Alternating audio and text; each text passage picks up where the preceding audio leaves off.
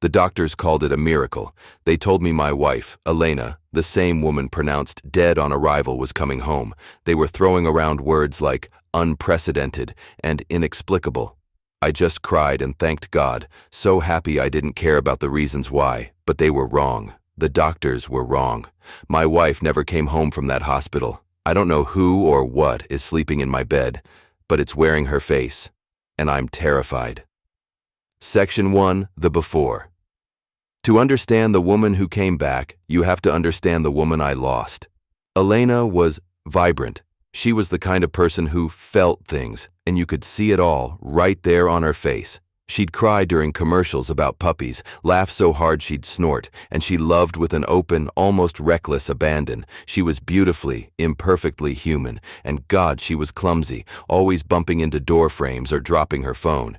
She couldn't cook to save her life. Her attempt at lasagna once set off the fire alarm and ended with us ordering pizza, laughing on the kitchen floor in a cloud of smoke.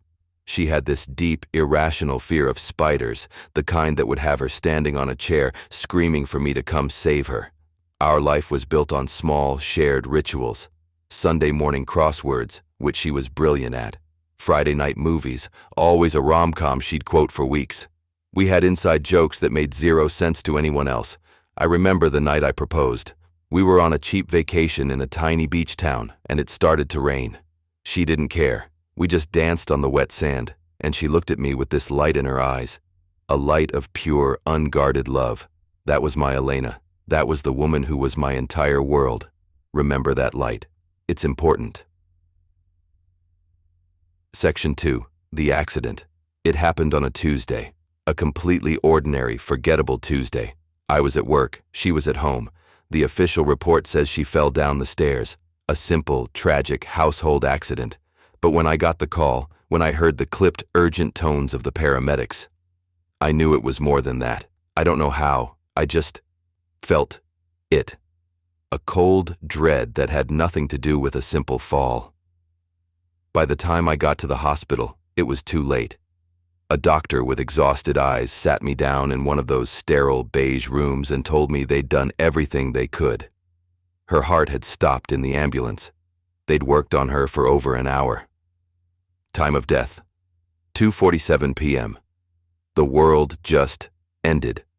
There's no other way to describe it. My entire reality, the foundation of my life, just turned to dust. They left me alone with her. Her body was so still, her face so pale. The vibrant, laughing woman I loved was gone. I held her hand, and it was cold. I sat there for what felt like forever, lost in a silent, screaming void. I was saying goodbye. Or so I thought. Section 3. The Miracle. They called it the Lazarus phenomenon, a rare, almost mythical event where circulation just spontaneously returns after CPR has failed. For 74 minutes, Elena was clinically dead, no heartbeat, no breath. And then, on a cold table in the morgue, as an attendant was getting ready to move her, she took a breath. The chaos that followed is a blur. Doctors rushing in, nurses shouting, machines beeping back to life.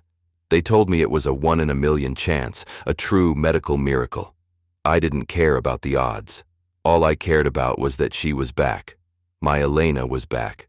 When they finally let me see her, she was weak, hooked up to a dozen monitors.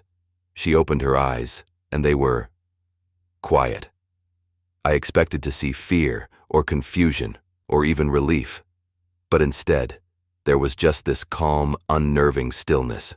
The doctors told me it was normal, that her brain had been through a major trauma, that it would take time. I held her hand, and this time, it was warm. I told myself everything was going to be okay. It was the last time I truly believed it. Section 4. The Unsettling Return. The wrongness started to creep in that first week she was home. It was small things at first. One evening, I was stuck on a crossword clue, a 7-letter word for an ancient Sumerian dialect. I'd been wrestling with it for an hour. Elena walked past, didn't even glance at the paper, and just said, Akkadian. She said it casually, like she was commenting on the weather. Elena was smart, but she wasn't a historian. She never cared about ancient history. When I asked how she knew, she just shrugged. "I don't know," she said. "It just seemed right." Then there was the spider. A big, ugly wolf spider had built a web in the corner of the living room. Now normally, this would be a 5-alarm fire. Elena would be out of the room before I could even grab a glass to catch it. This time I watched as she walked right over to it. She knelt down, her face inches from the web, and just watched it. Her expression was one of intense, analytical curiosity, not fear. She poked the edge of the web with her finger, then just stood up and walked away, leaving it there. The woman who couldn't cook without a disaster started preparing these complex, elaborate meals, things I'd never even heard of. Her movements in the kitchen were precise, efficient, totally unfamiliar. One night she made a perfect beef Wellington, a dish she used to joke was only for Michelin star chefs. It was delicious, but I could barely swallow. It felt like I was having dinner with a stranger. The breaking point was the wedding video. It was our 5th anniversary, and I thought, maybe this will bring her back. Maybe seeing us so happy, so in love, would rekindle that light in her eyes. I put it on. She sat beside me on the couch, perfectly still. She watched the screen with this detached placidity, like a scientist observing a specimen. She watched herself laughing. She watched me cry during my vows. She saw us dancing on that beach, and she felt nothing. No flicker of recognition, no shadow of a memory. Her eyes, once so full of light, were just like polished stones. I couldn't do it anymore.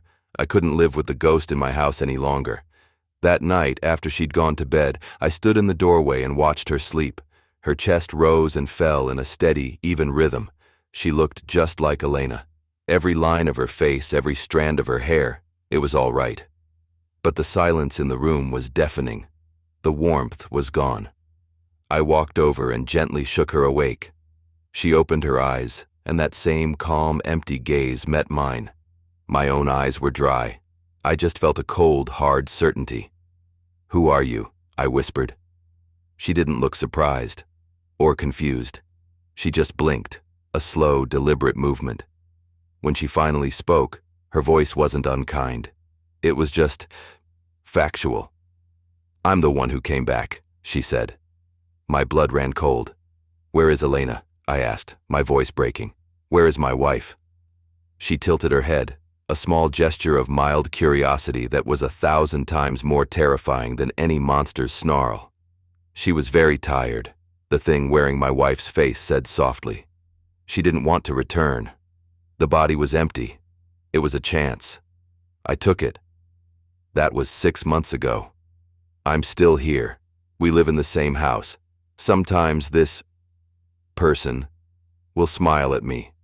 It's a perfect copy of Elena's smile, but it never, ever reaches her eyes. She's kind, in her own way. She's quiet. She takes care of the house with an unnerving efficiency. On paper, she is a perfect partner. But she isn't my wife. I sleep next to a stranger who has my wife's face and all of her memories, but none of her soul. Every night I torture myself with the same questions. What is she? Where did she come from? And the one that terrifies me most. Where did my Elena go? Did she just fade away into that peaceful blackness the doctors described?